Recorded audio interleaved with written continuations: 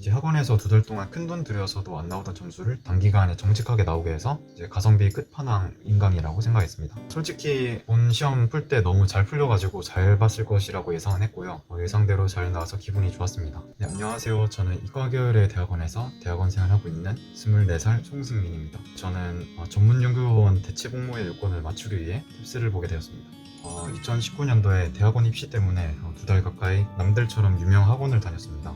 학원에선 이제 수능 영어처럼 딱 정해진 틀 안에서만 문제를 풀도록 배웠는데 이 방법으로는 탭스라는 시험이 그렇게 호락호락하지는 않더라고요. 예를 들면 메인 유형에선 가장 첫 문장 혹은 마지막 문제만 읽고 선택지를 넘어가거나 코렉트에서는 바로 선택지로 넘어가서 지문과 비교하는 방식이 있었습니다. 청해 같은 경우는 들리는 대로 모두 받아 적으면서 그 문제를 푸니까 그게 적느라고 들은 적이 한두 번이 아니었던 것 같습니다. 전문연구요원 준비 때문에 다시 탭스를 공부하게 됐는데 마침 유튜브에서 컨설탭스의 커리큘럼에 대해서 설명하는 것을 보게 됐습니다. 이때 목표 점수에 따라서 그 공부해야 하는 것과 공부해야지 말아야 하는 것을 이제 구분지어서 공부하게끔 하는 것에 대해서 이제 혹해서 이제 컨설탭스를 선택하게 됐습니다.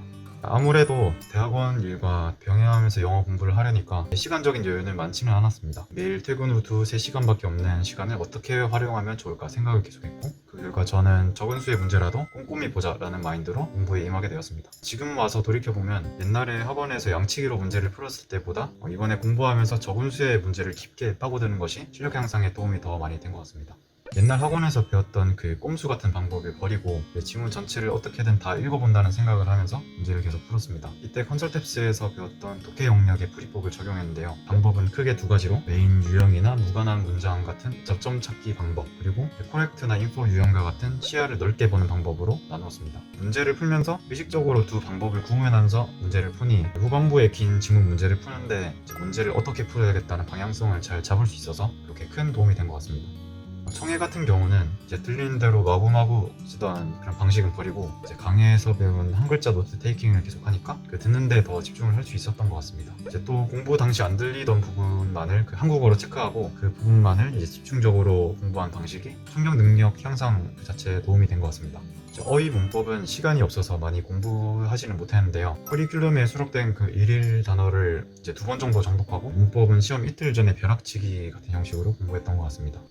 대학원 연구실에서 하는 일이 많다 보니까 실질적으로 탭스에 쏟을 시간이 되게 제한적이었습니다. 따라서 시간 분배를 아주 잘 했어야 되는데요. 첫 주 동안 인강을 전부 몰아서 듣고 둘째 주 동안은 모의고사를 푸는 방식을 선택했습니다. 인강은 생각보다 강의가 너무 많고 그러진 않아서 부담 없이 들을 수 있었고요. 그리고 모의고사는 그 컨설탭스 사이트에서 제공했던 그 진단 테스트 1회와 그리고 교재에 있던 3회 분량을 풀었습니다. 이제 한정된 분량의 모의고사를 이제 가지고 약간 뽕을 뽑겠다라는 생각으로 하루는 모의고사를 풀고 그 다음 날은 전날 풀었던 것들을 깊게 공부하는 방식을 선택했습니다. 특히 어떤 문제가 틀렸을 때 대체 이 문제를 왜 틀렸을까에 대한 답을 찾으면서 공부해보니 실수가 점점 줄어드는 것을 느꼈습니다. 솔직히 본 시험 풀 때 너무 잘 풀려가지고 잘 봤을 것이라고 예상은 했고요. 예상대로 잘 나와서 기분이 좋았습니다. 학원에서 2달 동안 큰돈 들여서도 안 나오던 점수를 단기간에 정직하게 나오게 해서 이제 가성비 끝판왕 인강이라고 생각했습니다. 컨설탭스 인강을 계속 보면서 느낀 게 결국 탭스가 복잡한 게 아니고 문제를 푸는 그 중요한 포인트 몇 가지가 있다는 것입니다. 그래서 그 인강에서 계속 똑같은 포인트를 강조하는데 이제 그 부분을 캐치해서 내 것으로 만드는 과정이 있었기 때문에 좋은 결과가 나오지 않았나 생각이 듭니다. 지름길은 없지만 올바른 길은 있는 것 같습니다. 그래서 틀린 길보다는 올바른 길을 걸으시면 좋겠습니다. 화이팅입니다.